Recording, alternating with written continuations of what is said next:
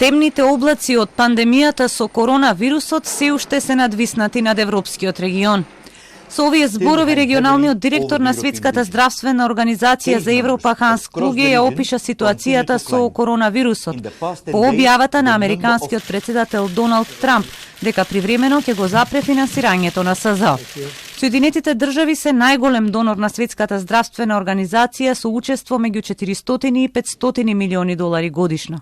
Сега, кога тие пари нема да се слеваат во буџетот на организацијата, СЗО ја разгледува финансиската ситуација. We are looking at the finance situations. Some commitments have come in, but for the time we are in the midst of the crisis. So what we focus on is to save lives. Среде лошата финансиска ситуација во СЗО додека се справува со пандемијата од коронавирусот, Клуге рече дека стигнува поддршка од европските земји, но и од луѓето од цела Европа и од светот за мисијата на Светската здравствена организација.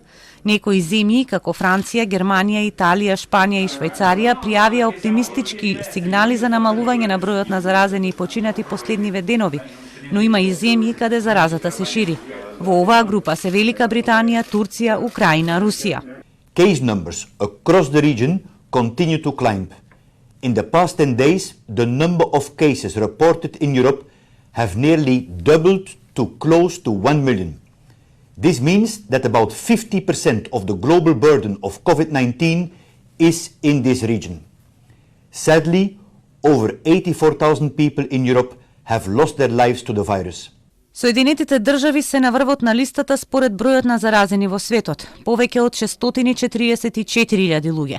Веднаш понив по бројот на заразени се Шпанија, Италија, Франција и Германија. Најмногу починати има во Италија, повеќе од 21.000 луѓе, а најмалку во Германија приближно 4.000. Во светот од корона се заразени над 2 милиона, а починаа повеќе од 136.000 луѓе.